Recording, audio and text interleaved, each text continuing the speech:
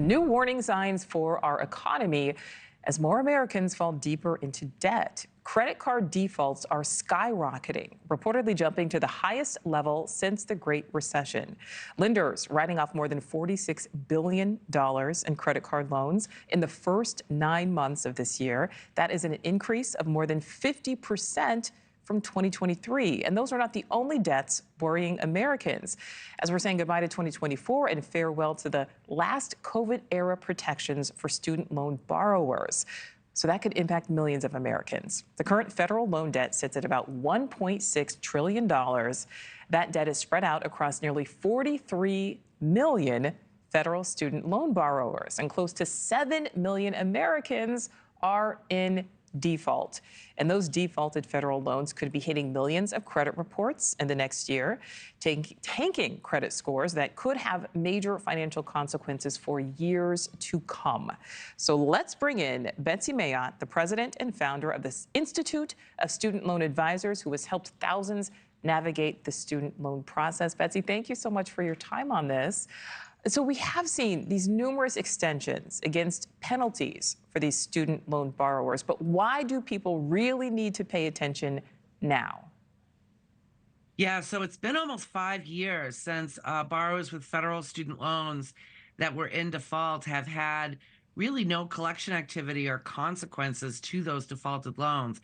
But that is ending as soon as tomorrow for these people. And that means affecting their credit score, administrative wage garnishment, having their tax refund garnished, even their Social Security potentially garnished. So what could some of these people see when it comes to consequences if they do go into default? Because I think, people hear kind of some of the things you said and they think, oh, well, I have time, or it's not really going to happen to me. Yeah, well, we're not quite sure how quickly the Trump administration will start active collections and credit reporting on defaulted student loans. But, the Department of Education up to now has said it could be as early as January. That means adding up to 24% or 25% in collection costs to the loans, garnishing up to 15% of the borrower's gross wages. As I mentioned, garnishing Social Security and garnishing a tax refund. So what are some of the options for these borrowers who want to avoid being dinged? Is it a matter of, paying what you can, paying something, trying to call up the loan company and figure out some type of resolution? Thankfully for federal student loans, there are options for defaulted borrowers to get out of default and even remove the default line from their credit report in some cases. The two primary ways are a process called loan rehabilitation, where you make 9 consecutive on-time payments of an amount based on your income, and then your loan's back in good standing.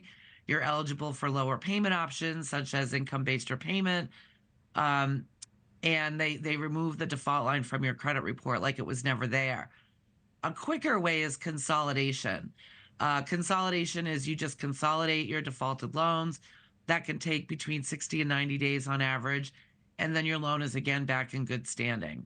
All right. So Betsy, how often do borrowers actually face litigation, which is an option? How often are they actually, though, facing litigation when it comes to having loans in default? Yeah, so I've been working in student loans since the earth cooled.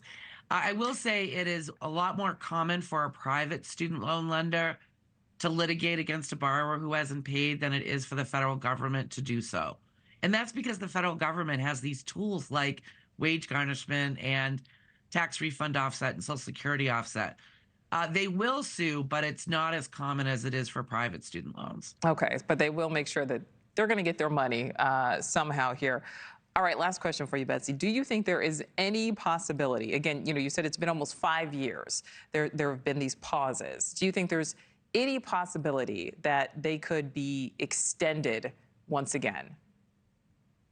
I doubt it.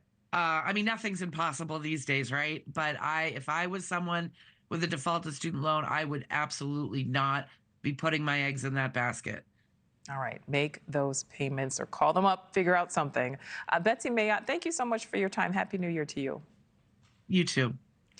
Thanks for watching. Go to joinnn.com to find News Nation on your screen. And don't forget to click the red subscribe button below to get more of News Nation's fact-driven, unbiased coverage.